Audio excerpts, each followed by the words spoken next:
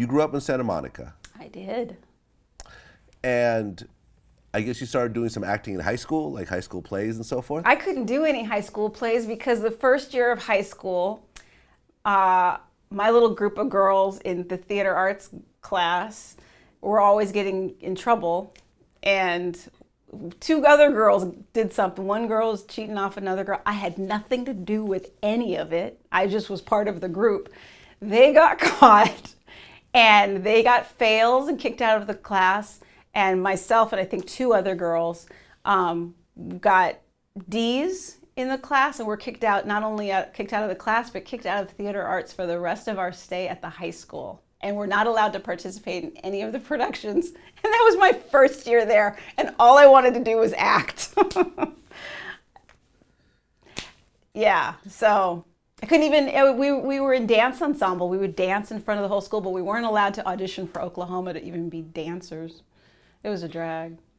Okay, so did you do any acting in high school at all? I didn't in high school. I mean, I got involved in the Santa Monica Playhouse, a local theater group, you know, and did helped them, but I didn't act with them. I just did stuff around, you know, you'd help, and one of my friends and I also helped build sets for another local theater. And so we helped build sets and sew costumes and stuff, just kind of volunteering. And then I found, when I was in high school, I found a workshop, maybe it was junior high school, an acting workshop. And we stumbled upon it, and it was actually an adult workshop. It wasn't just for young kids. And so it was very serious stuff. They were learning, you know, they were reading Uta Hagen and Stanislavski, and people were throwing things like cups at each other on stage. It was very intense.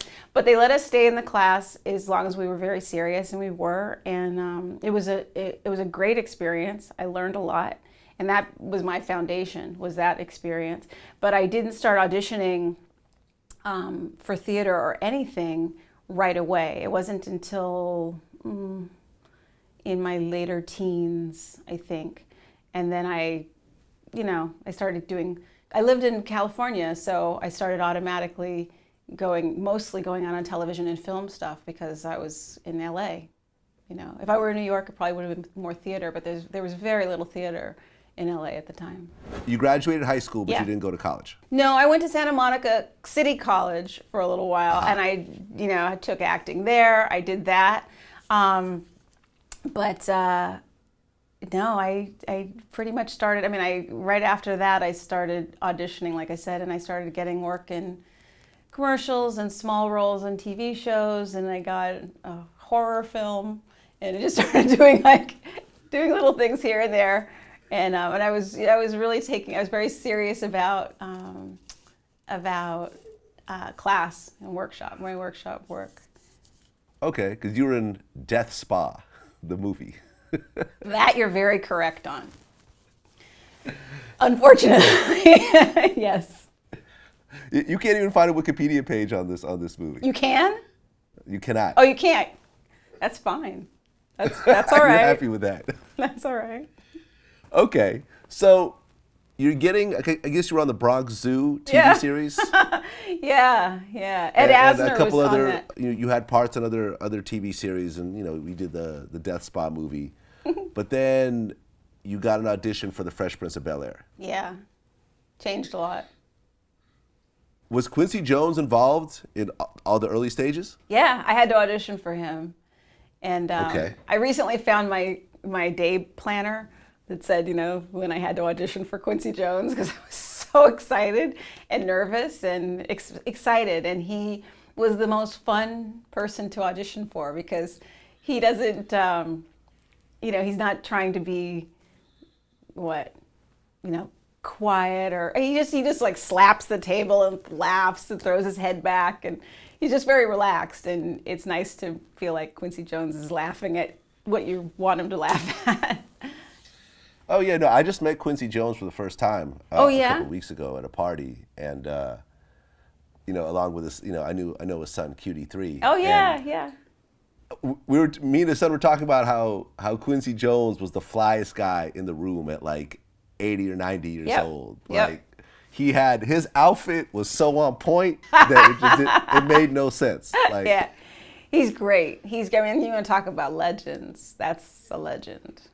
Right, because by the time he did Fresh Prince, he had already done Thriller, Off the Wall, yeah, Bad, and a lot before that. Yeah, and a lot before that. Yeah, yeah. This is one of these absolute geniuses of a generation that you just don't see very often. No, I remember even when Oprah Winfrey, when we had Oprah Winfrey was on The Fresh Prince, and she was like a little girl around Quincy. They had, you know, she adored him, and he was so sweet with her, and because they had, you know, worked together before, and she was just like a little kid, like with her. I remember she was sitting on something, and her legs were like swinging, and she's talking to him, and it was like a little kid. It was really sweet to see this very powerful woman look to him like that. It was nice.